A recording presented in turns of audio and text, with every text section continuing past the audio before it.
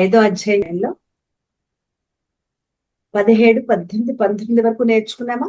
19 వరకు మనం శ్లోకాలు చదివాము. ఒకసారి 17 నుంచి చదువుతాను. ఈ 3 శ్లోకాలు తర్వాత చూద్దాం. 17, 18, 19 చదువుతాను. 20 ఇవాళ మనం చెప్పుకుందాం.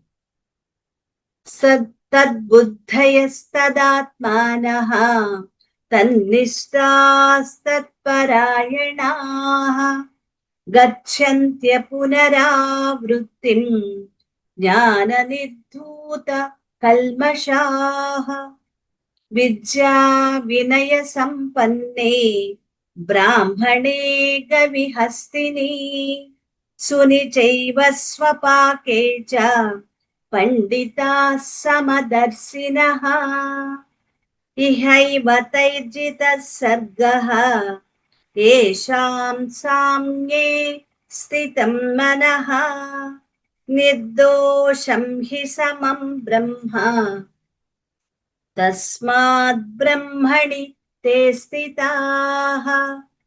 20 చూడండి. కొద్దిగా ఇందులో ఒత్తులు కూడా ఎక్కువగా ఉన్నాయి. మనం జాగ్రత్తగా నేర్చుకుని చదువుతాం. న ప్రహృష్యేత్ ప్రియం ప్రాప్య నోద్విజేత్ ప్రాప్య చ ప్రియం స్థిర బుద్ధిరసమ్మూఢః బ్రహ్మవిద్ బ్రహ్మణి స్థితః. మనం నిన్న 12వ శ్లోకం చెప్పుకుంటూ 12వ శ్లోకంలో మనకి చాలా ముఖ్యమైనవి, మన సాధనా పూర్వకమైన విషయాలు అనేక ఉన్నాయి కదా. ఒక్కసారి మళ్ళీ దాన్ని గుర్తు చేసుకుని 13వ శ్లోకంలో వెళ్దాము. 12 చూడండి.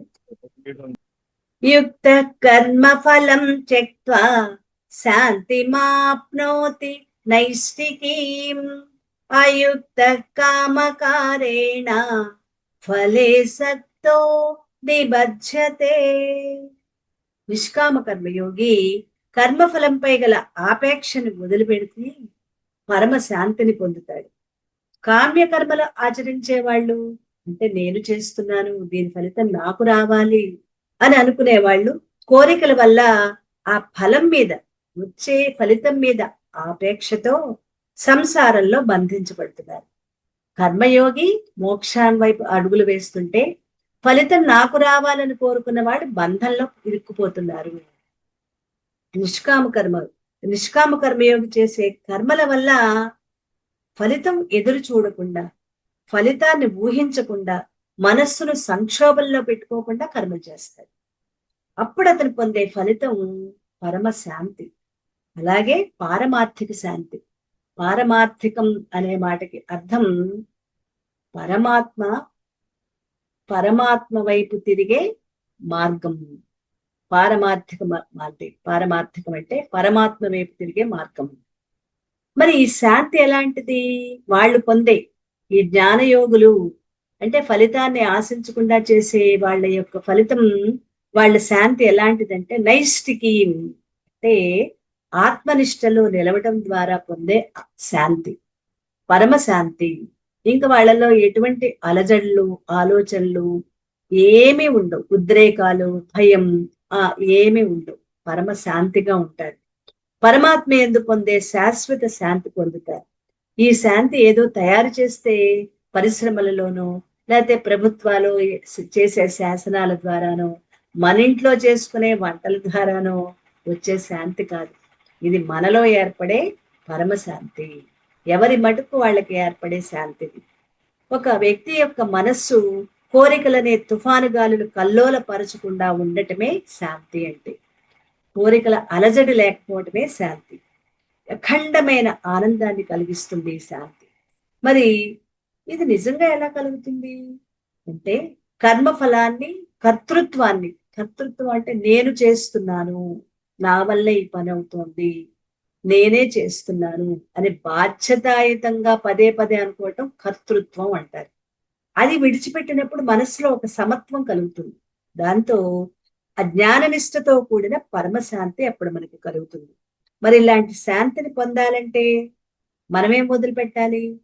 కోరికలు, ఆశలు, ఆ చిన్న చిన్న వాటిని మనం వదిలిపెట్టాలి. ఇక్కడ మొదలైంది. మనం ఏం వదిలిపెట్టాలి? ఎందుకంటే ఉన్నతమైన స్థితి చేరుకోవాలి అంటే ఇక్కడ ఉన్న వాటిని వదిలిపెట్టాలి. గడ్డి పురుగు గడ్డి మీద గడ్డి మీద పాకుతూ వెళ్తున్నప్పుడు మీరు గమనించి చూడండి, తృణజలువుకం అంటారు గడ్డి పురుగు. అది కిందనున్న గడ్డి పోచని వదిలి పైనున్న దాన్ని పట్టుకుంటుంది, కిందనున్న దాన్ని వదిలేస్తుంది. మళ్ళీ అదేం చేస్తుంది, ముందుకు వెళ్ళి పైనున్న దాన్ని పట్టుకుంటుంది, కిందనున్న వదిలేస్తుంది. అలా మనలోవి ఆశలు కోరికలు అనే చిన్న చిన్న ఫలాలను వదిలేసినప్పుడే దాన్నే త్యాగం అంటారు. అటువంటి త్యాగం మనం చేసినప్పుడే, అలాంటి మనం త్యాగాన్ని చేస్తూ ఉన్నప్పుడే ఆనందాన్ని పొందగలం. ఈ కోరిక అనే కోరిక, ఆశలు ఇలాంటి వాటిని వదిలినందువల్లే చిత్తశుద్ధి కలిగి పరోక్ష జ్ఞానం, అదే అపరోక్ష జ్ఞానం అనుకున్నాం మనం. ప్రత్యక్ష జ్ఞానం, అపరోక్ష జ్ఞానం, ఇవి ఇప్పుడు ఆ పెద్ద పదాలు మనకి అర్థం కాకపోయినా దానికోసం మనం కంగారు పడాల్సిన అవసరం లేదు.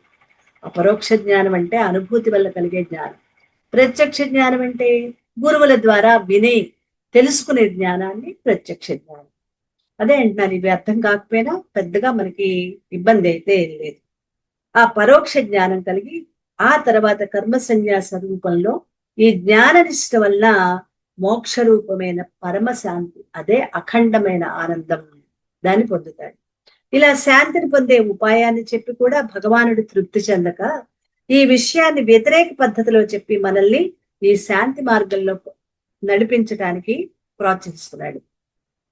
ఎవరైతే కోరికలతో ఆశలతో వేగిపోతూ కర్మఫలంపై ఆపేక్షను వదిలిపెట్టలేరో వాళ్ళు ఈ కర్మఫలాలకి బద్ధుడై ఈ సంసారంలోనే ఉండి, సంసారం అంటే కేవలం కుటుంబం కాదు, పుట్టటం చావటం, పుట్టటం చావటం. ఎక్కడో ఏ కుటుంబంలో పుడతామో, ఎక్కడ పుడతామో, ఎక్కడ మళ్ళీ ఆ శరీరం వదిలిపెట్టిన తర్వాత మళ్ళీ ఎక్కడ పుడతామో, అంతా సంసారమే. ఈ ప్రపంచంలో ఈ జనన మరణ చక్రంలో ఇరుక్కుపోతూ ఉంటారు. ఈ లోకంలో సుఖ సంపదల కోసం, లేదా తర్వాత మనం శరీరం వదిలిపెట్టిన తర్వాత స్వర్గ సుఖాలు అంటాం కదా, పరలోకం, స్వర్గ సుఖాలు, వాటి కోసం, లేదా కీర్తి ప్రతిష్టల కోసం ఈ కోరికల చేత, ఆశల చేత ప్రేరేపించబడి కర్మలు చేస్తూ ఉంటారు. వాళ్ళని అయుక్తుడు, అయుక్తుడు అంటే తెలివి లేనివాడు, యుక్తి లేనివాడు, అంటే ఇందులో పడి కొట్టుకునేవాడు, అజ్ఞానంలోనే ఉండేవాడు అంటారు. అతడు కోరికలనే కర్మలు చేస్తూ ఉంటాడు. ఆ ఫలితాలు ఇక్కడో జీవించి ఉంటే ఇక్కడ అనుభవిస్తాడు, లేదా తర్వాత వచ్చే జన్మల్లో అనుభవిస్తాడు, లేదు అంటే స్వర్గలోకంలో అనుభవిస్తాడు, కొంతకాలం స్వర్గంలో ఉండి. అది మన యొక్క నమ్మకం. మంచి పనులు చేస్తే స్వర్గానికి వెళ్ళి అక్కడ సుఖాలు అనుభవిస్తాను అని మన పెద్దవాళ్ళు చెప్తూ ఉంటారు కదా, అది మన నమ్మకం. అలా అయినా అనుభవించవచ్చు. తిరిగి ఉత్తమ జన్మలో, మధ్యమ జన్మలో, అధమ జన్మలో ఏవో ఒకటి పొందుతారు. ఇలా మళ్ళీ మళ్ళీ జన్మ బంధంలో చిక్కుకుంటారు. కర్మలు చేసేటప్పుడు ఆశలు కోరికలు వదిలితే శాశ్వతమైన శాంతి, అంటే విడవకపోతే జన్మరూప దుఃఖం, సుఖం దుఃఖాలు వస్తాయి. వాటిని వదిలిపెడితే శాశ్వతమైన ఆనందం, అంటే ఇంకా మళ్ళీ పుట్టాల్సిన అవసరం లేని, మళ్ళీ మళ్ళీ జన్మలు తీసుకునే అవసరం లేని శాశ్వత ఆనందాన్ని పొందుతాం. ఇలాగే మనం ఏదైనా సరే, బాగుందండి, మనకి ఆరోగ్యం బాగోనప్పుడు డాక్టర్ దగ్గరికి వెళ్తాం. అది ఏదైనా బాగా దెబ్బ తగిలి భరించలేని బాధ కలిగితే డాక్టర్ దగ్గరికి వెళ్తే దానికి తగిన మందిస్తూ నిద్ర పట్టడానికి నిద్ర మాత్రలు కూడా ఇస్తారు. ఇచ్చినప్పుడు సరే ఒక్కసారిగా ఇచ్చిన మాత్రలన్నీ వేసేసుకుంటే తగ్గిపోతుంది కదా అని అతి తెలివి ప్రయోగించి ఒకేసారి ఆ గుప్పెడి మాత్రలు వేసేసుకుంటే ఏమవుతుంది, మళ్ళీ లేచే పని ఉండదు కదా, ఇంకా లేవక్కర్లా, శాశ్వతంగా నిద్రే. అదే చెప్పినట్లుగా చేస్తే ఒక్కొక్కటి, రాత్రి ఒకటి పొద్దున్న ఒకటి వేసుకోండి, రాత్రి పడుకోబోయే నిద్ర మాత్రం వేసుకోండి, మీకు నిద్ర పడుతుంది, నొప్పి తగ్గుతుంది, ఒక 2 రోజులు 3 రోజులు ఆ తర్వాత మామూలు అవుతారు అని డాక్టర్ చెప్తారు. ఇప్పుడు అన్ని రోజులు ఆగటం ఎందుకు, అన్ని వేసేసుకుంటే ఒకేసారి తగ్గిపోతుంది కదా అని మన అతి తెలివితో ప్రవర్తిస్తే ఏమవుతుంది, శాశ్వత నిద్ర పొందుతాం, మళ్ళీ లేవనవసరంగా. ఇంకా అంటే రోగం ముదురుతుంది అనమాట. అలా శాస్త్రం చెప్పినట్లు ప్రవర్తించాలి. ఇక్కడ రోగికి సరి అయిన మందిచ్చిన వైద్యుడు ఎలా వేసుకోవాలని చెప్పాడో అలా ఆచరిస్తే ఆ అనారోగ్యము తగ్గుతుంది, ఆ నొప్పి బాధ అన్ని తగ్గుతాయి. అలాగే మనం ఆచరించేటప్పుడు ఈ కర్మలను ఈ బాహ్య జగత్తులో ఆచరించేటప్పుడు తెలివిగా కర్మలని చెయ్యాలి. అలా ప్రవర్తించకపోతే అంటే శాస్త్రం చెప్పినట్లుగా వినకపోయినా చెయ్యకపోయినా, భగవానుడు చెప్పినట్లుగా కానీ అంటే భగవద్గీతలో చెప్పినట్లుగా కానీ, గురువు చెప్పినట్లుగా కానీ వినకుండా అంతరంగ సంతోషం, శాంతి, సంతృప్తి పొందటానికి బదులుగా ఆ కర్మలు మనల్ని బంధిస్తాయి. మనిష్టం వచ్చినట్లుగా గురువులు చెప్పినట్లు, భగవానుడు చెప్పినట్లు, శాస్త్రాలు చెప్పినట్లు మనం ప్రవర్తించకుండా మనిష్టం వచ్చినట్లు ప్రవర్తిస్తే అప్పుడు అవన్నీ మనల్ని, ఈ సంసారమే మనల్ని బంధిస్తుంది. ఇవే మన అశాంతికి కారణమవుతాయి. ఏ నిద్ర మాత్ర మనకి నొప్పి తగ్గి నిద్ర పడుతుందో, సుఖంగా నిద్రపోవటానికి ఉపయోగించుకుంటున్నామో అవే ఎక్కువ మోతాదులో తీసుకుంటే శాశ్వత నిద్రలోకి వెళ్ళిపోతాం. అలాగే ఏ కర్మ శాంతిని ప్రసాదిస్తుందో అదే అశాంతిని కలిగించి బంధంలో పడేస్తుంది మనం సరిగ్గా చెయ్యకపోతే. కాబట్టి కోరికలను వదిలిపెట్టి కర్మలు చెయ్యాలి. మొదటి నుంచి మనం ఇదే చెప్పుకుంటున్నాం. 2వ అధ్యాయం నుంచి మనం చెప్పుకునేది కోరికలను వదిలి కర్మలు చెయ్యాలి, నిష్కామ కర్మ యోగం చేయాలి. అప్పుడు శాశ్వత శాంతి మనకి లభిస్తుంది. కర్మఫలాన్ని వదిలి పరమశాంతిని పొందే మహనీయుని యొక్క అంతరంగ స్థితి ఎలా ఉంటుంది? అటువంటి వాళ్ళు ఎలా ఉంటారు? వాళ్ళు ఎలా ప్రవర్తిస్తారు? ఒకవేళ నేనే అటువంటి ప్రవర్తనలోకి రావాలి, వదిలిపెడితే ముందు అలాంటి వాళ్ళు ఎవరైనా ఉన్నారా? వాళ్ళు ఎలా ఉంటారు? అది తెలిస్తే నేను కూడా అలా ఉంటాను కదా అని మన కోసమని భగవానుడు ఇంకొక ఉదాహరణ చెప్తున్నారు. సర్వకర్మాణి మనసా సన్యస్యాస్థే సుఖం వసి నవద్వారే పురే దేహే నైవ కుర్వన్ నకారయన్. ఇంద్రియాలను వశంలో ఉంచుకున్న దేహధారి మనస్సు ద్వారా అన్ని కర్మలు వదిలిపెట్టి, అంటే ఇంద్రియాలని వశంలో ఉంచుకోవటం, మనస్సు ద్వారా అన్ని కర్మలు వదిలిపెట్టి 9 ద్వారాలు గల ఈ దేహం అనే పురంలో ఏమీ చేయకుండా, ఏమీ చేయించకుండా సుఖంగా ఉంటాడు. దాన్ని వివరించుకుందాం. ఇంద్రియాలను తన అధీనంలో ఉంచుకోగలిగిన మహాత్ముణ్ణి వశి అంటారు. వశి అంటే రోబో సినిమాలో రోబో పేరు కాదు. ఇక్కడ వశి అంటే ఇంద్రియాలని మన చెప్పు చేతుల్లో, అవి మనం చెప్పినట్లు వినాలి, అవి చెప్పినట్లు మనం నడవటం కాదు. అలా తన వశంలో ఉంచుకున్న వాడిని వశి అంటారు. వీళ్ళ పేర్లు కూడా చూడండి, చాలా అద్భుతమైన పేర్లు, చాలా మనం గుర్తుపెట్టుకోవాల్సిన పేర్లు అన్నమాట. మీరు ఎవరు నోట్ చేసుకుంటారంటే నోట్ చేసుకోండి. ఇంద్రియాలని మన వశంలో, తన అధీనంలో ఉంచుకోగలిగిన మహాత్ములు ఎవరైతే ఉంటారో, ఇంద్రియాలు అంటే జ్ఞానేంద్రియాలు. జ్ఞానేంద్రియాలు అంటే కన్ను, చెవి, ముక్కు, నాలుక, చర్మం, ఇవి జ్ఞానేంద్రియాలు. కర్మేంద్రియాలు అంటే వాక్, మాట్లాడే మాట, 2 చేతులు, 2 కాళ్ళు, మలద్వారము, అలాగే జననేంద్రియం. ఈ 5టిని కలిపి కర్మేంద్రియాలు అంటారు. మనస్సు, బుద్ధి, చిత్తము, అహంకారము, వీటిని అంతఃకరణలు అంటారు. మొత్తం ఇవి 14. ఈ 14 తోటే మనం మనస్సు బుద్ధితో ఆలోచిస్తాం, మనస్సుతో ఆలోచిస్తాం, బుద్ధితో నిర్ణయాలు తీసుకుంటాం. ఈ జ్ఞానేంద్రియాలు తీసుకొచ్చే విషయాలు, బయట నుంచి కళ్ళు చూసి ఇక్కడ విషయాలు చెప్తుంది, చెవి శబ్దాలు విని ఆ విషయాలు మనకి చేరవేస్తుంది, నాలుక రుచి చూసి ఆ విషయం చెప్తుంది, చర్మం స్పర్శించి ఆ విషయాలు తెలియజేస్తుంది, ముక్కు వాసన ద్వారా మనకి కొన్ని విషయాలని మనస్సుకి అందజేస్తుంది, మనస్సు ఈ విషయాలు తెలుసుకుని బుద్ధికి నివేదిస్తుంది, బుద్ధి దాన్ని విశ్లేషణ చేస్తుంది, దీంట్లో ఏది అవసరం ఏది అవసరం లేదు అని. అవసరమైన దాన్ని మళ్ళీ శరీరం ద్వారా, కర్మేంద్రియాలు ఉన్నాయి కదా, వాక్కు, కాళ్ళు, చేతులు, ఉపస్థాపాయము. ఉపస్థాపాయం అంటే మలద్వారము, మూత్రద్వారం. మలద్వారము జననేంద్రియము, అంటే సృష్టికి కార్యం జరిపే ప్రదేశం అన్నమాట. అదే మూలాధారంలో ఉంటుంది మనం కూర్చునే భాగం. అయితే ఈ వీటి ద్వారా, ఈ కర్మేంద్రియాల ద్వారా పనులు చేయిస్తూ ఉంటుంది. అలా ఈ ఇంద్రియాలను తన అదుపులో ఉంచుకోగలిగిన మహాత్ముడిని వశి అంటారు. ఇంద్రియాలంటే కేవలం జ్ఞానేంద్రియాలు ఒకటే కాదు, జ్ఞానేంద్రియాలు, కర్మేంద్రియాలు, అంతఃకరణలు. ఈ అంతఃకరణలని అంతరింద్రియాలు అని కూడా అంటారు. ఈ 4టిని, ఈ 14టిని ఎవరైతే అదుపులో తన చెప్పు చేతల్లో తను చెప్పినట్లు ఏవే ఉంచుకునే మహాత్ముణ్ణి వసి అంటారు. ఈ వసి అనే బిరుదు మహాత్ములైన సిద్ధులకే చెందుతుంది.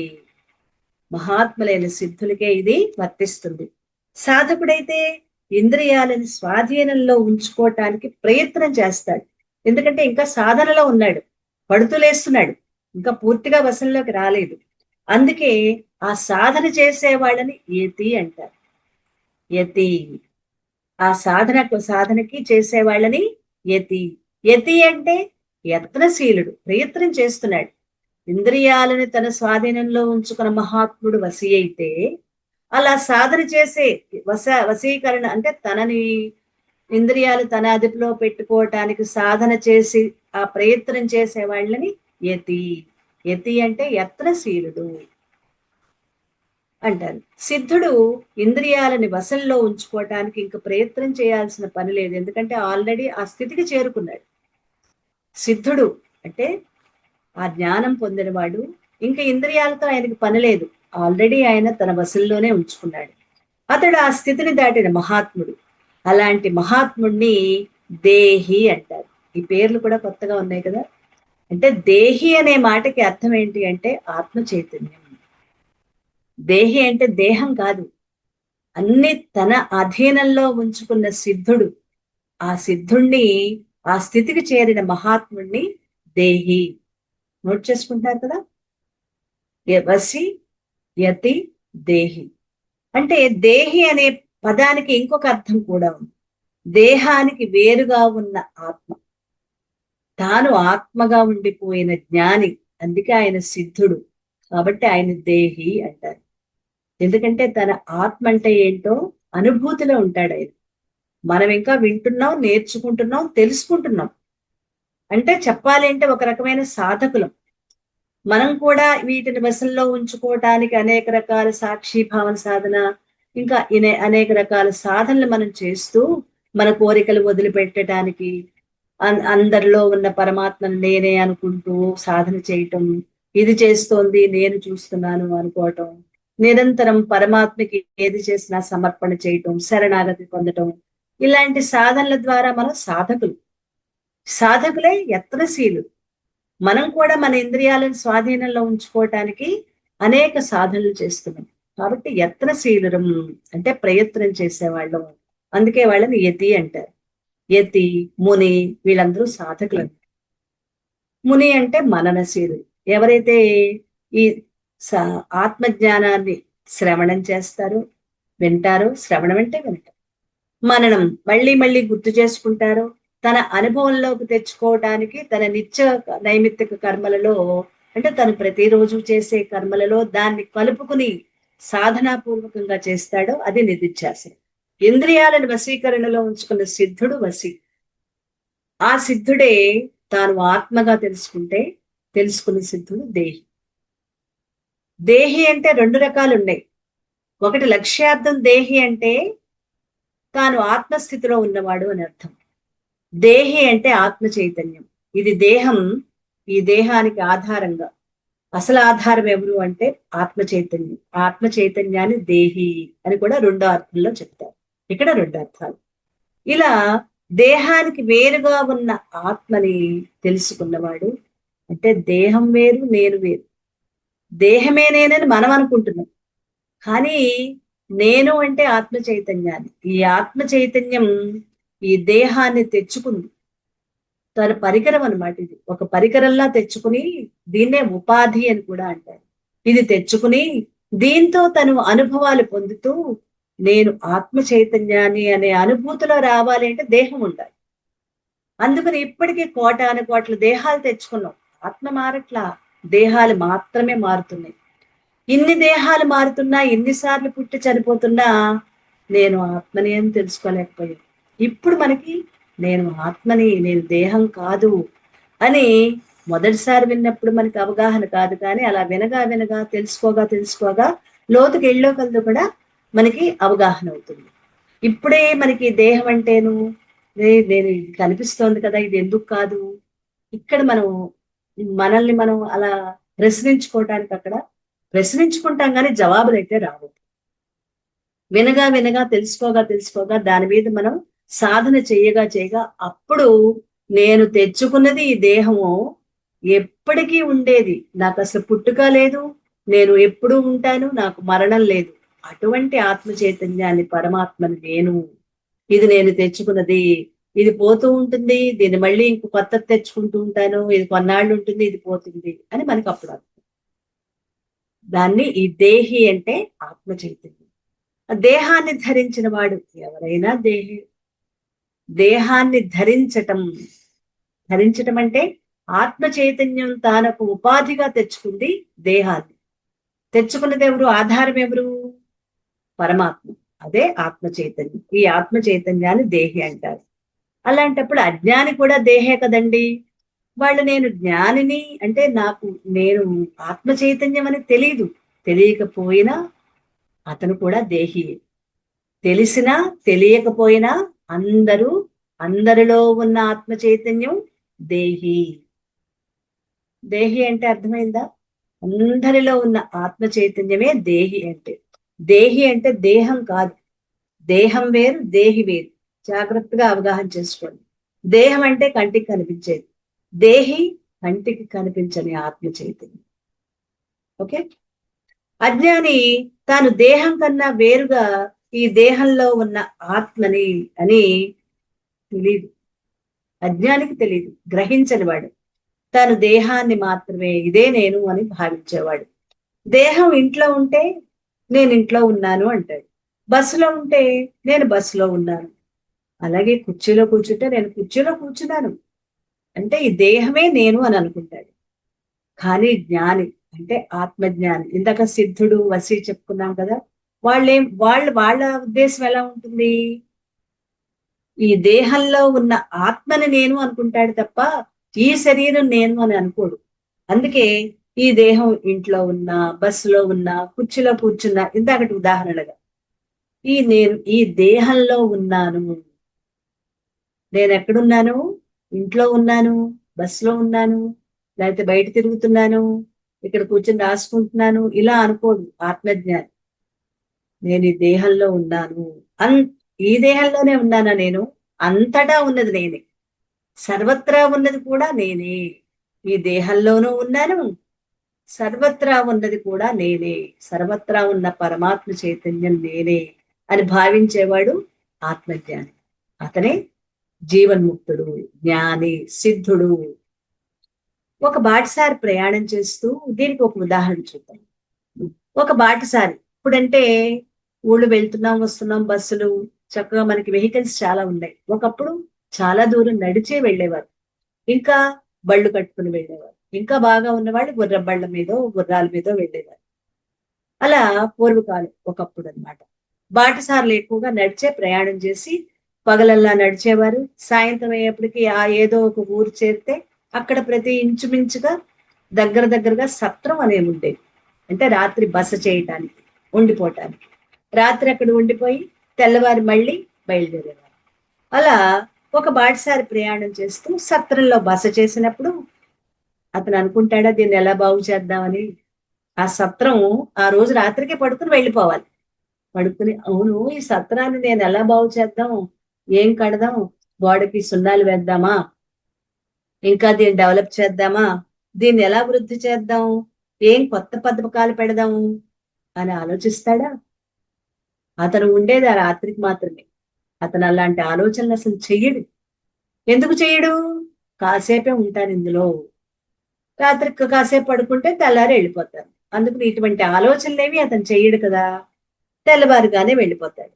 అలాగే అద్దె ఇంట్లో ఉన్న కాపురం ఉన్న వాళ్ళు ఈ ఇంట్లో ఏమేం కట్టుబడి చేద్దాం, పైన ఖాళీగా ఉంది కదా, 2 రూమ్లు వేద్దామా, ఉండేది అద్దెకి, 2 రూమ్లు వేద్దామా, ఏం రంగులు వేద్దాం ఈ ఇంటికి, అలా ఆలోచిస్తారా? కనీసం పాడైతే కూడా బాగు చేయించుకో, అది కూడా ఇంటి వాళ్ళే చేయించారు.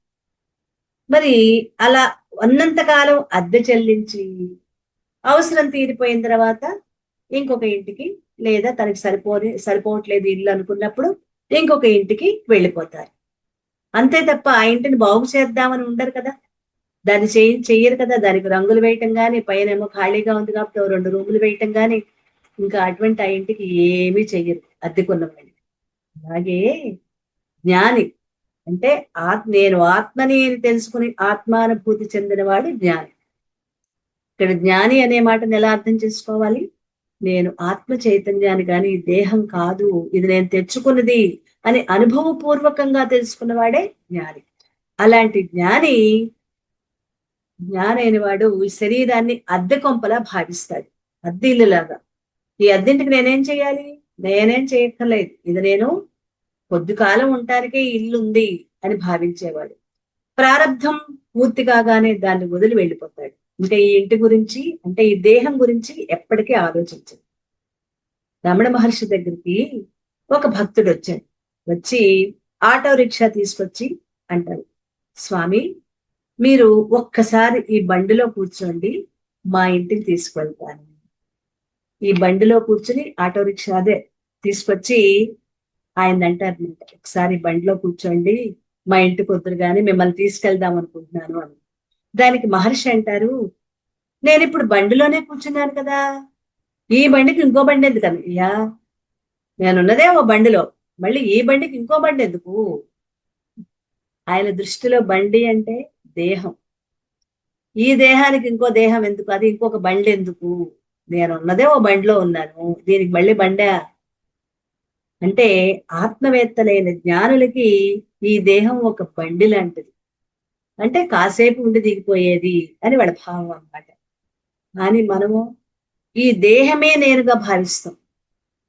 అమ్మో, దేనికి ఇదే నేను, ఇది నేను కాదంటే మనం ఒప్పుకుంటామా? అంటే ఇంకా జీవభావంలో ఉన్న మనం ఈ దేహం నేనని భావిస్తాం. కానీ జ్ఞానులు అలా కాదు. ఇది ఒక అద్దె ఇల్లు, లేకపోతే ఇది ఒక బండి, ఇది ఒక దేహం, ఇది కొంతకాలం మాత్రమే ఉంటుంది, దీన్ని నేను ఎలాగో వదిలేస్తా, ఇది ఎలాగో వదిలిపోయేది. నేను ఎప్పటికీ నిరంతరం ఎప్పటికీ శాశ్వతంగా ఉండే ఆత్మ చైతన్యాన్ని భావిస్తారు. ఇది జ్ఞానికి అజ్ఞానికి ఉన్న భేదం.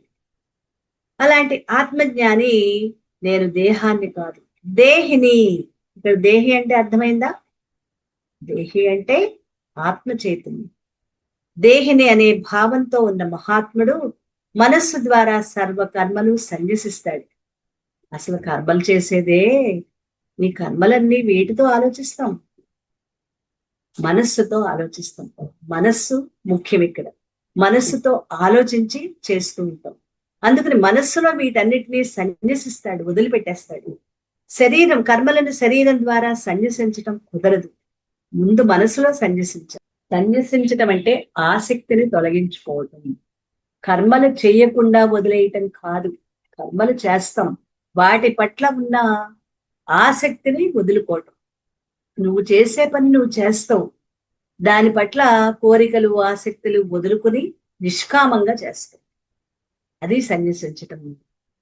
కాబట్టి కర్మలను శరీరం ద్వారా సన్యసించటం అయితే కుదరదు, చెయ్యాలి, శరీరంతో తప్పనిసరిగా చెయ్యాలి. వాటిని మనస్సు ద్వారానే వదిలిపెట్టాలి. మనస్సులో ఎటువంటి భావన లేకుండా ఆ పనులు పూర్తిగా, కర్మలు అంటే నువ్వు చేసే ప్రతి పని, అస్నన్ గచ్చన్ స్వపన్ శ్వసన్ చదువుకున్నాం కదా, అలా నువ్వు చేసే ప్రతి పని కర్మే. దాన్ని నువ్వు మనసులో సన్యసించు, అంతే తప్ప పని చెయ్యటం మానకు. పని చెయ్యాలి, నిర్లిప్తంగా చెయ్యి. నిర్లిప్తంగా అంటే ఉదాసీనంగా, నిర్లిప్తంగా, ఇవి ఉన్నతమైన పదాలని చెప్పుకున్నాం. ఉత్తాసీనత, తరించి పైకి వెళ్ళటం, నిర్లిప్తంగా మనసులో అది వస్తుందా రాదా అని ఎటువంటి ఆలోచన లేకుండా, ఎటువంటి భావన లేకుండా ప్రశాంతంగా దాన్ని పూర్తి చేయి, ఆ పనులు పూర్తి చేయి. కానీ ఆ పనులు చాలా చాలా నైపుణ్యంతో చేస్తావు. అది నీకు తెలియకుండానే నిర్లిప్తంగా ఎప్పుడైతే చేస్తూ ఉంటావో అప్పుడు ఇంచుమించు ఉన్నదానికంటే నైపుణ్యంగా చాలా అద్భుతంగా చేస్తాయి. కానీ దాని పట్ల ఎటువంటి భావన లేకుండా చేస్తాడు. మనస్సులోనే వదలాలి. దేహంతో కర్మలు జరిగిపోతున్నా ఆ కర్మ ఫలాలను వదలాల్సింది మాత్రం మనస్సు ద్వారానే. ఆ ఫలితాలని వదిలిపెట్టాలి, కర్మ ఫలాలు వదలాలి. అలాగే కర్తృత్వాన్ని వదలాల్సింది. కర్తృత్వం అంటే నేను చేస్తున్నాను, ఇది నేను చేయటం మూలానే అవుతుంది. నేనే వాళ్ళందరినీ కూడగట్టుకుని ఈ మంచి పని చేయడానికి ప్రేరణ కలిగించింది నేనే. ఇక్కడ ఈ కాలనీలో మొత్తం ఇదంతా శుభ్రం చేయటానికి నేనే వీళ్ళందరినీ పిలిచి పలుగు పార అన్ని ఇచ్చి దగ్గరుండి చేయించాను నేనే. ఏ పని చేసినా నా వల్లే వాళ్ళందరూ హాయిగా ఉన్నారు. నేను వాళ్ళకి ఎంతో సాయం చేశాను. ఈ మాటలు మనం అంటూ ఉంటామే, అది కర్తృత్వం. అంటే నేను చేశాను, నా వల్లే అవుతోంది, నేను లేకపోతే వీళ్ళకి ఎవరు సాయం చెయ్యరు అనే దాన్ని మనం ఎప్పుడైతే ఎక్కువగా భావిస్తూ ఉంటామో అది కర్తృత్వం. అది మన కాళ్ళకి బంధం అవుతుంది. ఇప్పుడు దాన్ని వదిలిపెట్టాం. చెయ్యటానికి నేనెవరిని? పరమాత్మ ఇచ్చిన పనిని నేను చేస్తున్నప్పుడు వీళ్ళందరి సహకారంతో చేశాం. అదే మాటని మనం మనసులో మార్చుకునే విధానం. నిజంగా నువ్వే ఒక ప్రపోజల్ పెట్టావు. ఈ కాలనీ ఏంటంటే ఈ రోడ్లు కాస్త శుభ్రం చేసుకుందాం, ప్రభుత్వం ఎప్పుడో వచ్చి చేస్తోంది, వాళ్ళు ఈ రోడ్లు వేయటువంటి టైం పడుతుంది, మనమేనా కనీసం చెత్త చెదారం ఏరేసి మన రోడ్లు మనం శుభ్రంగా అట్టే పెట్టుకుందాం అని ఆ వీధిలో వాళ్ళు నలుగురు కలిసి ఆ రోడ్ని శుభ్రంగా ఉంచుకోవడానికి ప్రయత్నం చేయడానికి మనం ఒక ప్రపోజల్ పెట్టాం. ఒక ఉదాహరణ అండి. కొన్ని ఉదాహరణలు ఎలా ఉంటే అన్ని ఒకేలాంటివి కాదు కాబట్టి వాళ్ళందరూ అంటారు, సరేనండి, మాకు అందరూ ఇంచుమించుగా సొంత ఇళ్ళు అద్దె ఉన్నవాళ్ళు, అపార్ట్మెంట్లు ఉన్నవాళ్ళు, సరే చేస్తామన్న వాళ్ళు, వస్తామన్న వాళ్ళు ఒక 10 మంది వచ్చారు. అందరూ కలిసి ఆ ప్రదేశం అంతా శుభ్రం చేశారు, ఎక్కడికక్కడ నీట్ గా చేశారు. ఇంకా వాళ్ళు ఈ జీబీఎంసీ లేకపోతే మున్సిపల్ కార్పొరేషన్ వాళ్ళ హెల్ప్ తీసుకుని దాన్ని మొక్కలు నాటారు, చక్కగా నీట్ గా చేసుకున్నారు వాళ్ళు ఉన్న ప్రదేశాన్ని. దానికి ఒక వ్యక్తి ఒక వ్యక్తి చెప్తే మిగిలిన వాళ్ళందరూ వచ్చి చేశారు. ఇప్పుడు ఏమంటారు? నేను వీళ్ళందరినీ సమకూర్చి చేయించాను అని బాధ్యతాయుతంగా ఒక వ్యక్తి అంటం అనేది కర్తృత్వాన్ని మీద వేసుకోవడం. అదే వ్యక్తి ఏమంటారంటే, ఈ మనసులో భగవానుడు పరమాత్మ ఒక ఆలోచన తీసుకొచ్చాడు, మనం ఉన్న ఈ ప్రాంతాన్ని శుభ్రం చేసుకుంటే బాగుంటుంది అని. అది పరమాత్మ ఇచ్చిన ఆలోచన. ఆ ఆలోచన నలుగురితో పంచుకుంటే వాళ్ళందరూ సహకరిస్తారు. అందరి సహకారంతో ఈ కార్యక్రమం పూర్తయింది. నాదేమీ లేదు, అంతా పరమాత్మదే. అది కర్తృత్వాన్ని వదిలిపెట్టడం. ఈ ఉదాహరణతో కర్తృత్వంతో ఉండటం, కర్తృత్వాన్ని వదిలిపెట్టడం అనేది అర్థమై ఉంటుంది అనుకుంటాను. నా వల్లే అవుతోంది, నేనే వీళ్ళందరినీ కూడగట్టుకున్నాను అనే మాట కర్తృత్వాన్ని పట్టుకోవటం. నేను చేశాను, నేను వెళ్ళాను, నా వల్లే అవుతుంది. అబ్బే, నాదే ఉంది. ఏదో మనసులో పరమాత్మ ఒక మంచి ఆలోచన ఇచ్చాడు.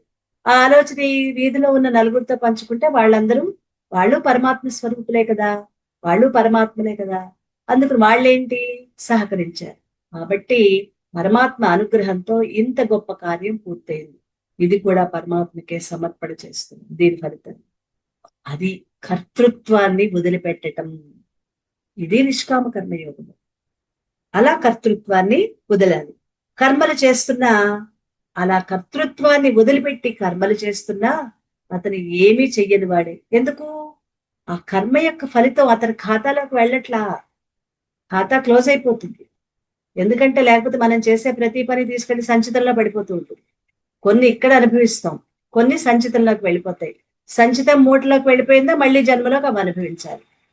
ఇప్పుడు సంచితం మూటలోకి వెళ్లకుండా మనం కర్మలు చెయ్యాలి అంటే మనం చేసే ప్రతి పని కూడా పరమాత్మ ఈ దేహంతో చేయిస్తున్నాడు. పరమాత్మ ఎవరు? నాలోని ఆత్మ చైతన్యమే. ఈ ఆత్మ చైతన్యమైన పరమాత్మ ఈ దేహంతో పనులు చేయిస్తున్నాడు. కాబట్టి దీన్ని పరమాత్మకే సమర్పణ చేస్తున్నాడు. ఇంతమంది కూడా సహకరిస్తున్నారు, వీళ్ళు పరమాత్మ స్వరూపులే.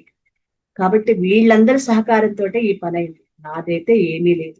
అలా మనస్ఫూర్తిగా ఎప్పుడైతే తాను అంగీకరిస్తాడో అప్పుడు ఆ కర్మ యొక్క ఫలితం మంచిదవ్వచ్చు, అది మంచిది ఉన్నతమైనది అవ్వచ్చును, లేదా ఉన్నతమైనదే అవుతుంది. అది కూడా సంచిత కర్మల మూటల్లోకి వెళ్ళదు, అక్కడికి అది క్లోజ్ అయిపోతుంది, ఆ ఖాతాలోకి వెళ్ళదు. ఇప్పుడు మనం ఖాతాని తగ్గించుకోవటం, సంచిత కర్మల మూటల్లోకి పడకుండా కర్మలు చేయదు.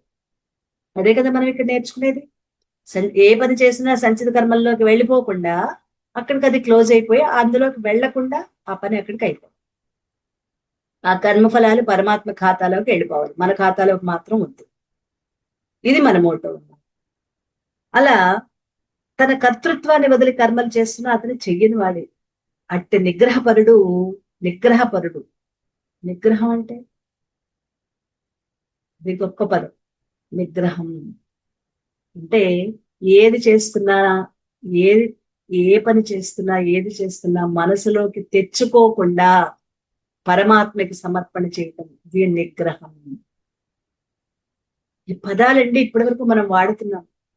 బలవంతాన నిగ్రహించుకోవటం కాదు, మనస్సులో దాన్ని తొలగించుకోవటం, అదే నిగ్రహం. మనసు వరకు తెచ్చుకోకుండా దాన్ని వదిలిపెట్టడం, అదే నిగ్రహం అంటే. నిగ్రహపరుడు అంటే వాడనమాట. అది అతడు కేవల ఆత్మగా ఉంటూనే, అంటే ఈ శరీరం నేను అని అనుకోడు, నేను ఆత్మ చైతన్యాన్ని అనుకుంటూ మనస్సు చేత కర్తృత్వాన్ని వదిలి నిర్లిప్తంగా కర్మలు చేస్తూ ఉంటే అతడు తన లోపల నుండి పొందికి వచ్చే అనిర్వచనీయమైన శాంతి. ఎందుకంటే తను చేస్తున్నాననే భావన లేదు, అంతా సమర్పణే చేస్తున్నాడు. నేను చేస్తున్నానని లోపల నుంచి ఎటువంటి భావన లేదు, మనసులో ఎటువంటి ఆలోచన లేదు, నాది నాకు కావాలనే లేదు, ఏమీ లేదు. చాలా నిర్లిప్తంగా, హాయిగా, సంతోషంగా, హ్యాపీగా ఆ కర్మలన్నీ జరిగిపోతున్నాయి తన శరీరం ద్వారా. అప్పుడు తనలో వచ్చేది అనిర్వచనీయమైన ఆనందం, అదే అనిర్వచనీయమైన శాంతిని పొందుతాడు. అలాంటి నిజస్థితి ఎలా ఉంటుందో ఇక్కడ ఇంకొక అద్భుతమైన ఉపమానం ద్వారా చెప్తున్నాడు భగవానుడు. ఎలా? నవద్వారే పురే దే నవద్వారే పురే దేహే నైవ కుర్వన్ నకారయన్. 9 ద్వారాలు కల ఈ దేహం అనే పొరల్లో, ఈ శరీరానికి 9 ద్వారాలు ఉంటాయి, 9 రంధ్రాలు. ఏమీ చేయకుండా, ఏమీ చేయించకుండా సుఖంగా ఉంటాయి. ఇది నవద్వారపురం. ఈ దేహాన్ని ఇంకొక పేరుంది, ఈ దేహానికే ఒక అద్భుతమైన పేరేంటి? నవద్వారపురం. ద్వారాలంటే మార్గాలు. 9 తలుపులున్న 9 తలుపులు ఉన్న దేహం అన్నమాట మనది. ఈ దేహాన్ని సూచించడానికి ఉపనిషత్తుల్లో పేర్కొన్న రూపకాలంకారం ఏంటి అంటే ఈ 2 కళ్ళు. ఈ నవద్వారాలు ఏంటి? 2 కళ్ళు, 2 చెవులు, 2 ముక్కు రంధ్రాలు, 1 నోరు, ఈ 7 ఊర్ధ్వ రంధ్రాలు పైనుండే. 2 కళ్ళు, 2 చెవులు, 2 ముక్కు రంధ్రాలు, 1 నోరు, ఈ 7 ఊర్ధ్వ రంధ్రాలు పైనుండే. అధో రంధ్రాలు మూత్రము, పురీషనాళం అంటే కింద జననాంగాలు. ఈ 2 కూడా అధో ద్వారాలు. మొత్తం 9. అన్ని 2 పెట్టి నోరు మాత్రం ఒకటే పెట్టాడు పరమాత్మ. ఏంటిటా? ఎక్కువగా విను, ఎక్కువగా చూడు, కానీ ఎక్కువగా మాట్లాడకు. ఎక్కువగా 2 కళ్ళతో చూడు, 2 చెవులతో విను. నోరు ఎందుకు పెట్టాడు? ఎక్కువగా మాట్లాడకు అంటే అనవసరమైన మాటలు మాట్లాడవద్దు, అవసరమైనవే మాట్లాడు అని చెప్పడం కోసం 1 నోరు ఉందన్నమాట. ఏమైనా ఈ నవరంధ్రాలను నవద్వారాలుగా పోల్చి, దేహాన్ని, ఈ శరీరాన్ని పట్టణంతో పోల్చి ఆత్మని, చాలా అద్భుతమైన ఉపమానం అండి. ఇక్కడ ఆత్మని మనం ఒక ఊహా చిత్రంగా భావించండి. ఈ దేహాన్ని ఇప్పుడు చెప్పే ఉపమానం ఒక ఊహా చిత్రంగా మనం భావిస్తే ఆత్మ ఎక్కడుందో మనకు అర్థమవుతుంది. నవరంధ్రాలు, నవద్వారాలు, 9 ద్వారాలు. ఈ దేహం ఒక పట్టణం, ఒక పెద్ద హైదరాబాద్ కావచ్చు, విశాఖపట్నం కావచ్చు, వరంగల్ కావచ్చు, ఏదో ఒక పట్టణంగా పోల్చుకోండి. దానికి బయటికి 9 ద్వారాలు ఉన్నాయి. ఆత్మని అందులో హాయిగా కాలు మీద కాలేసి కూర్చుని మహారాజుగా పోల్చారు. అంటే రాజుగారి సింహాసనం మీద కూర్చుంటారు చూసారా? సింహాసనం మీద కూర్చుని ఆయన ఆజ్ఞలు జారీ చేస్తారు, కానీ ఆయన వెళ్ళి పనులు చేస్తారా? పనులు చెయ్యరు. తన కింద అనుచరులే పనులు చేస్తారు. బంట్లు, అనుచరులు వాళ్ళు చేస్తారు, మంత్రులు అలా వాళ్ళు చేస్తారు తప్ప ఆయన ఏమీ చెయ్యడు. మహారాజులా ఒక సింహాసనం మీద కాలు మీద కాలేసి కూర్చున్న మహారాజులాగా ఆత్మను ఊహించుకో. ఆత్మను పోల్చారు. ఎందుకంటే రాజు ఏ పనులు చేయడు, ఆయన సింహాసనం మీద కూర్చుంటే చాలు, ఎవరి పనులు వాళ్ళు చేసుకెళ్ళిపోతారు. ఆయన ఈ పని చేయమని కూడా చెప్పక్కర్లా, ఎవరి పనులు వాళ్ళు చేసుకుపోతారు. అలాగే ఆత్మ కూడా ఏ పని చెయ్యదు. అంటే మన ఆత్మ ఇప్పుడు ఎక్కడుంది? హృదయం అనే సింహాసనంలో ఉంది. కేవలం హృదయం అనే కాదు, ఈ దేహం అంతటా ఉంది. నఖశిఖ పర్యంతం సూక్ష్మాతి సూక్ష్మమై సర్వవ్యాపకమై స్వయం ప్రకాశమై అకర్త అభోక్త నిరాకారమై నిర్గుణమై ఉన్న ఆత్మ చైతన్యమే అది నేను. అంతటా ఉంది. ఇది ఒక సింహాసనంలో ఉన్నట్లుగా భావించి ఒక మహారాజులా భావిస్తే మహారాజు ఏ పని చేయడు. ఆయన అక్కడ కూర్చుంటే చాలు, మిగిలినవన్నీ కాదా ఎవరి పనులు వాళ్ళు చేసుకెళ్ళిపోతారు. అలా ఆత్మ సాన్నిధ్యంలోనే ఇక్కడ కూడా ఆత్మ అలాగే ఉంటుంది. ఏమి చెప్పదు, ఏమీ చెయ్యదు. ఈ కర్మేంద్రియాలు 5, జ్ఞానేంద్రియాలు 5, మనోబుద్ధులు 4, మనస్సు బుద్ధి చిత్తము అహంకారం ఈ 4 అన్ని తమ పనులు తాను చేసుకుంటూ వెళ్ళిపోతాయి. పనులు చేసేది అవయవాలు. దేహం దేహం చేయిస్తు అవయవాలు దేహం ఇవన్నీ కూడా పనులు చేస్తాయి. మరి ఎవరు చేయిస్తున్నారు? వాసనలు చేయిస్తున్నాయి. గత జన్మల్లో మనం తెచ్చుకున్నాం కారణ శరీరంలో వాసనలు కర్మఫలాలు, అవి ఈ దేహం చేత పనులు చేయిస్తున్నాయి. పనులు చేసేది అవయవాలు, దేహం చేయించేది వాసనలు. మరి ఆత్మ నా కుర్వన్ నా కారయన్, అది చేసేది కాదు, చేయించేది కాదు.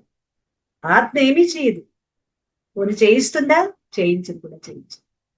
నా కుర్వన్ నా కారయన్, అది చేసేది కాదు, చేయించేది కాదు.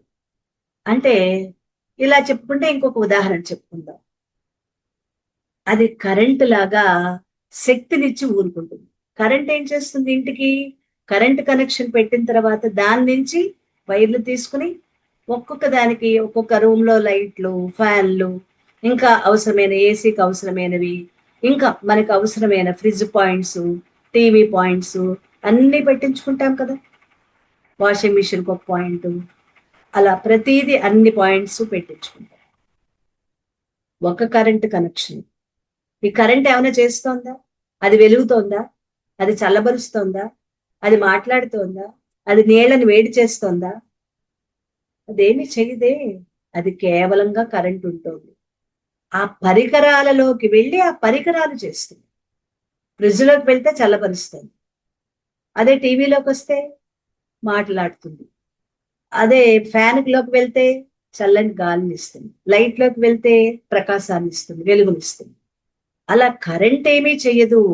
ఈ పరికరాలు పనులు చేస్తున్నట్లుగా కర్మేంద్రియాలు, జ్ఞానేంద్రియాలు, అంతరింద్రియాలు ఈ ఆత్మ చైతన్యం వల్ల వాటి పనులు అవి చేసుకుంటూ వెళ్ళిపోతున్నాయి. అలా ఆత్మగా ఉండేవాడు అలా హాయిగా ఏ క్లేశము లేకుండా సుఖంగా ఉంటాడు. అయితే మన చేత మంచి పనులు చెడ్డ పనులు చేయించేది భగవంతుడు కాదా?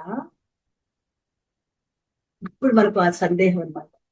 మన చేత ఈ చెడ్డ పనులు మంచి పనులు చేయించేది పరమాత్మ కాదా?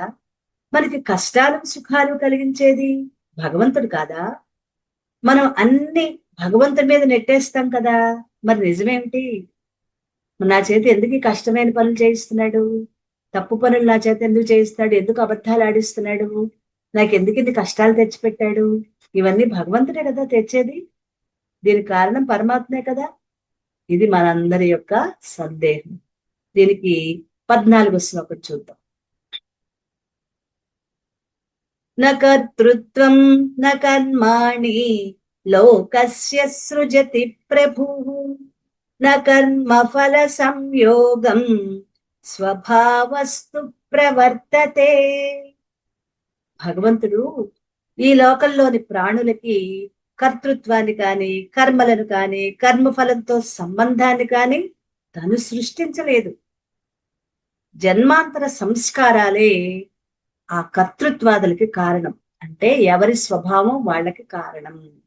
ఆయనేమి వీళ్ళకి ఎంత ఇంత అని ఇవ్వాల. మరి మనమే తెచ్చుకున్నాం. మనం తెచ్చుకున్నదే మనం అనుభవిస్తున్నాం. ఎలా అంటే సామాన్యంగా లోకల్లో చాలా మంది భగవంతుడు నాకు ఈ బాధలు దుఃఖాలు ఎందుకు కల్పిస్తున్నాడు, నా చేత ఎందుకలా చెడ్డ పనులు చేయిస్తాడు, ఎందుకు దేవుడు నా చేతుల్లో అబద్ధాలు ఆడిస్తాడు, ఎందుకు నా చేత ఇలా మోసం చేసేది పెద్ద గొప్పగా వాళ్ళు చేసి దేవుడి మీద నెట్టేస్తూ ఉంటారు అనమాట. పరమాత్మ మీద నెట్టేయడానికి.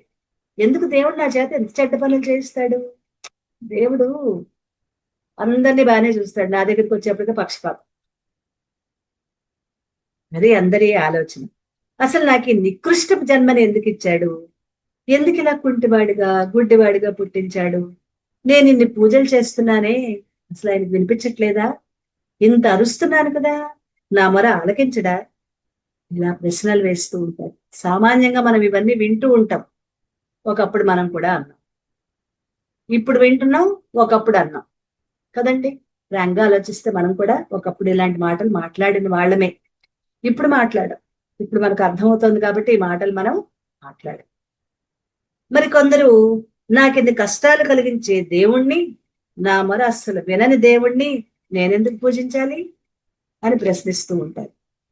అమాయకంగానో మూర్ఖత్వంగానో దూషిస్తూ ఉంటారు. అయితే నిజమేంటి అంటే, భగవంతుడు అంటే ఆత్మ చైతన్యం, అదే పరమాత్మ, అదే ప్రభువు, అదే ఈశ్వరుడు ఏమీ చేసేవాడు కాదు. ఇంతకుముందు మనం చెప్పుకోవాలా, పరమాత్మ ఈ దేహంతో ఏమైనా చేస్తున్నాడా, చేయిస్తున్నాడా? ఏమీ చెయ్యలేదు. తాను కేవలంగా కూర్చునున్నాడు సింహాసనం మీద. అలా పరమాత్మన్నా, భగవంతుడన్నా, ఆత్మ చైతన్యమన్నా, ప్రభువు, ఈశ్వరుడు ఏ పేరుతో పిలిచినా ఆయన ఏమీ చేసేవాడు కాదు, ఏమి చేయించేవాడు కాదు. ఆయన చెయ్యడు, చేయించడు. మరి ఇంతకు ముందు ఈ శ్లోకంలో చెప్పుకున్నాం ఈ విషయం. మరి ఇక్కడ పనులకి కారణం ఎవరు అంటే మన స్వభావమే. ఎవరున్నారో వారి వారి స్వభావాలు, ఆ స్వభావాలకి అనుగుణంగానే అన్ని జరిగిపోతాయి. నా స్వభావాన్ని బట్టే నాకు జరుగుతాయి, అంతే తప్ప భగవానుడేమీ కష్టాలు సుఖాలు ఇవ్వడు, అదేదో నా చేత చేయించడు. నా స్వభావమే నా చేత జరిపిస్తోంది. ఎలా చూద్దాం. మనం పనులు చేస్తున్నామంటే నిజంగా చేస్తోంది దేహం, ఇంద్రియాలు. ఓకే, మనం ఒప్పుకున్నాం, చేసేది దేహము, ఇంద్రియాలు. మరి ఈ దేహ ఇంద్రియాలను చెయ్యమని ఆదేశిస్తోంది మనలోని కోరికలు, ఆశలు, వాటి స్వార్థంతో రాగద్వేషాలతో ఉన్న మన మనస్సు. మన మనస్సే ఆదేశిస్తోంది ఈ దేహంతో పనులు చెయ్యమని. మరి మనస్సు అలా ఆదేశించడానికి కారణం ఒక్కొక్క స్టెప్ వెనక్కి వెళ్దాం. ముందు స్టెప్ ఏంటి, ఈ దేహంతో, దేహేంద్రియాలతో పనులు చెయ్యమని ఆదేశిస్తోన్నది ఎవరు, మన లోపల ఉన్న కోరికలు, ఆశలు, స్వార్థం, రాగద్వేషాలు, వాటితో కూడుకున్న మనస్సు. దేహంతో చేయించేది మనస్సు. మనస్సు అలా ఎందుకు ఆదేశిస్తోంది, దానికి కారణం ఏంటి, ఆ మనస్సు వెనుక ఉన్న వాసనలు. వాసనలంటే గత జన్మలో మన యొక్క స్వభావం, ఆ వాసనలే మన స్వభావం. గత జన్మలలో మనం ఇప్పుడు ఆలోచించినట్లే ఆలోచనలు, సంకల్పాలు, భావాలు అనేకం మనసులో కొన్ని ముద్రలు పడిపోయి ఉంటాయి. ఆ ముద్రలు ఈ జన్మకి తెచ్చుకుంది. కొన్ని కిందటి జన్మలోవా, ఆహా, 10 జన్మల క్రితం కొన్ని వాసనలు, 50 జన్మల క్రితం కొన్ని వాసనలు, 16,000 జన్మల క్రితం ఒక వాసన, 1,00,000 జన్మల క్రితం ఒక వాసన. ఎప్పుడేదొస్తుందో మనకి తెలీదు. ఆ వాసనలు ఇప్పుడు మనం తెచ్చుకుని అది మన స్వభావంగా మారిపోయింది. అందుకే అప్పుడప్పుడు మనం అంటే అది వాడి స్వభావం రా, వాడు ఎవరి మాట వినడు, వాడు మూర్ఖుడు, వాడు ఏది చెప్తే అదే వాడు చేస్తాడు తప్ప వాడు ఎవరి మాట వినడు, అది వాడి స్వభావం. ఇంకొకతను ఉంటాడు, ఎంత చెప్పినా ఇతరులు అందరికీ సహాయపడుతూ ఉంటాడు.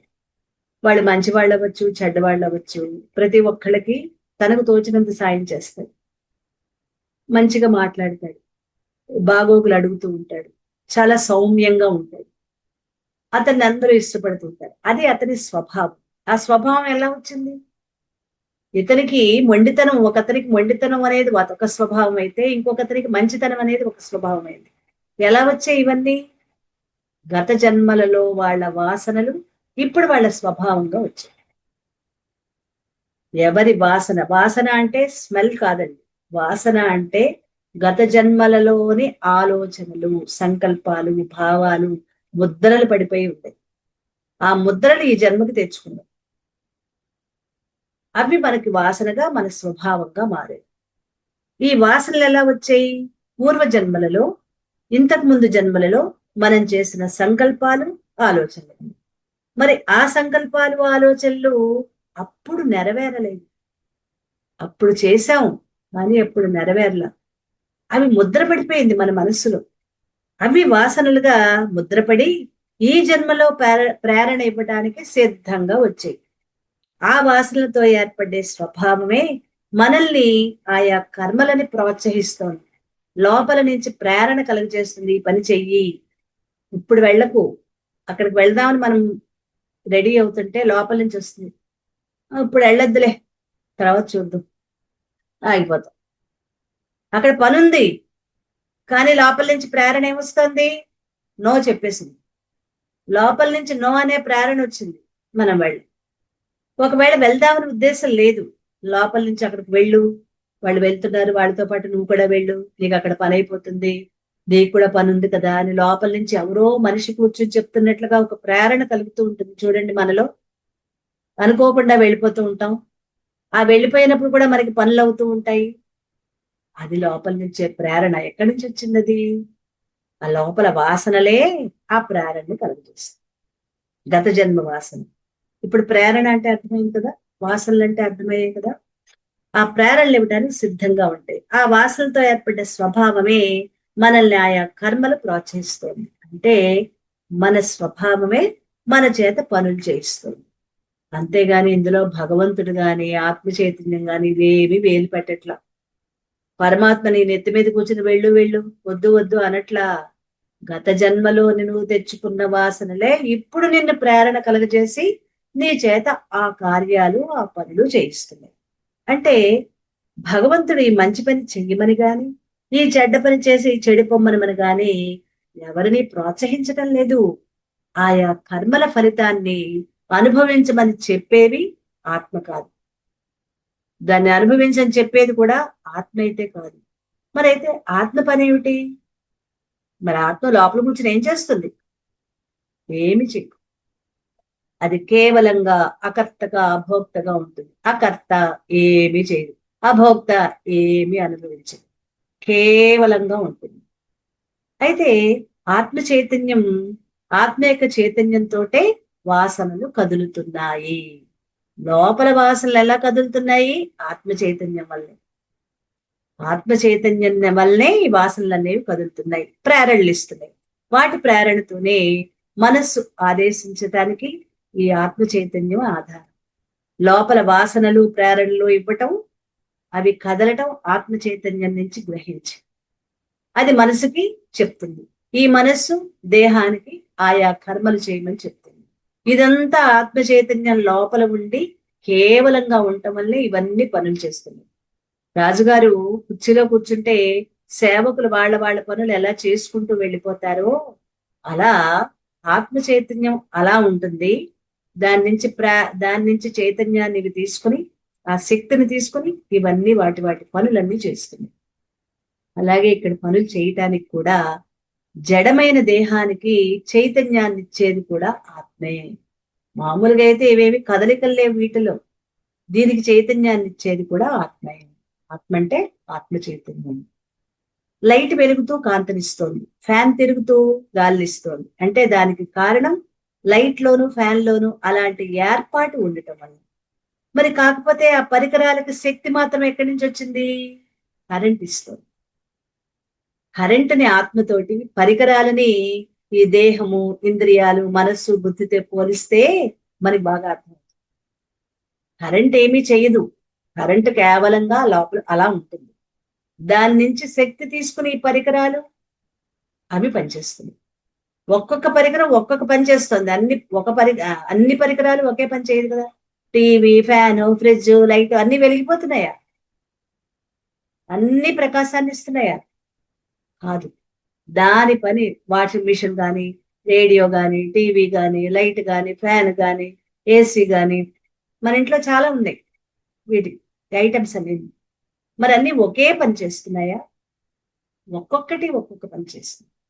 వాటి లోపల ఉన్న ఆ ఏర్పాటు వల్ల, వాటికి ఉన్న ఒక్కొక్క దానికి చేయబడిన ఏర్పాటు వల్ల వాటి ఆ పనులు చేస్తున్నాయి. కానీ అన్ని ఒకే కరెంటుని తీసుకుంటాయి, అంతే కదా.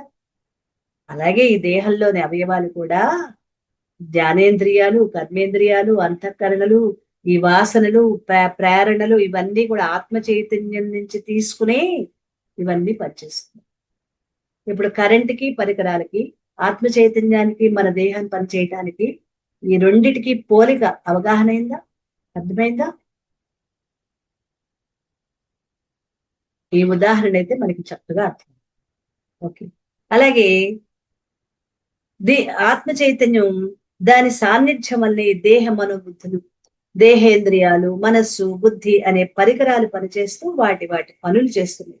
అందుకే ఇక్కడ జరిగే వాటికి భగవంతుడికి ఏమీ సంబంధం లేదు కదా.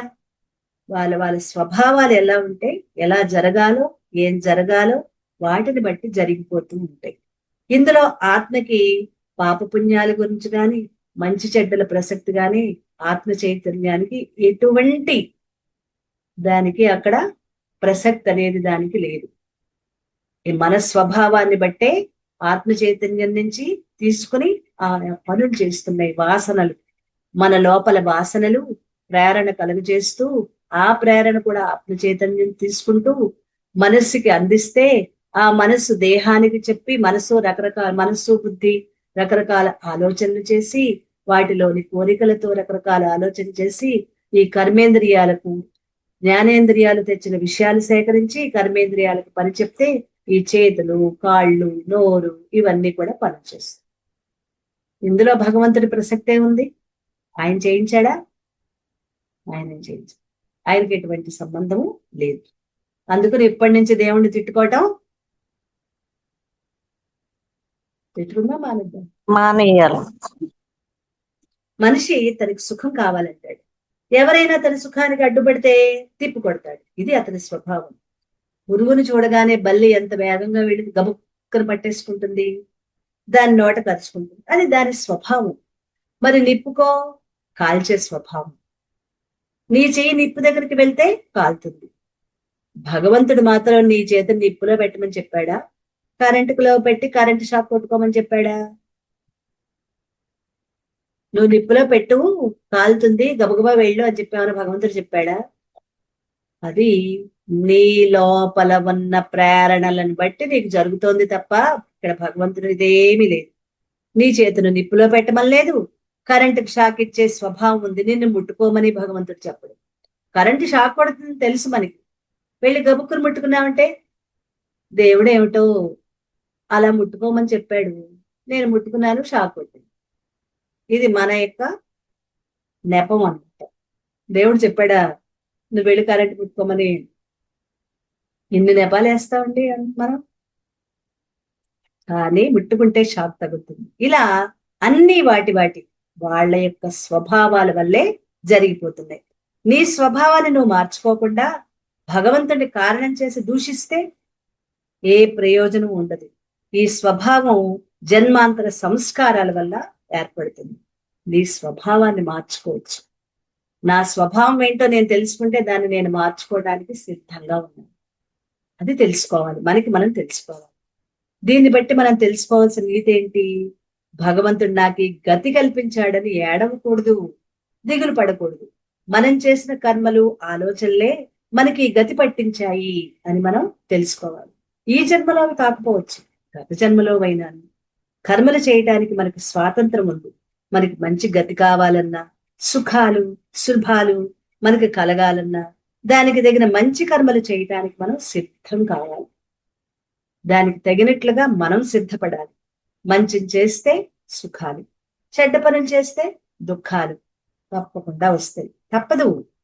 వాటి వెనుక పాపపు వాసనలు, స్వభావం ఉంటే పురుష ప్రయత్నంతో మార్చుకుని మన లోపల చెడు వాసనలు, ఈ చెడ్డ పని చెయ్యని లోపల నుంచి ప్రేరణ వస్తున్నా కూడా దాన్ని మనం ఆలోచించి మార్చుకోవచ్చు. ఈ మాట చాలాసార్లు చెప్పుకున్నాము.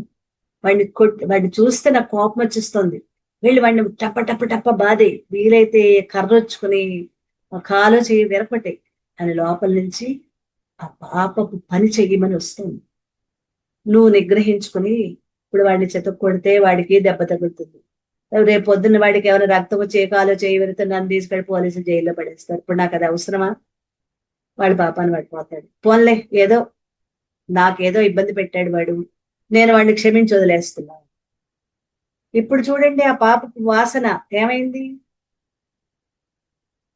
వదిలిపెట్టేశాం. పరమాత్మ వాడిని నువ్వే రక్షించు, నాకు కూడా మంచి స్వభావాన్ని ఇవ్వు, నాకు వాడిని కొట్టు కొట్టు అని లోపల నుంచి వచ్చిన కొట్టద్దు, వాడిని వదిలిపెట్టు, వాడిని క్షమించు అని లోపల నుంచి ఇంకొక ప్రేరణ ఇచ్చావే పరమాత్మ, దానికి నేను కృతజ్ఞతలు చూపిస్తున్నాను, ఇది కూడా నీకే సమర్పణ చేస్తున్నాను అని పాపపు వాసనల నుంచి మనల్ని మనం తొలగించుకోవచ్చు. మన స్వభావాన్ని మనం మార్చుకునే వీలుంది. చెడు లోపల నుంచి ప్రేరణ జరుగుతున్నా కూడా దాన్ని కూడా మార్చుకోవచ్చు అని చెప్తూ,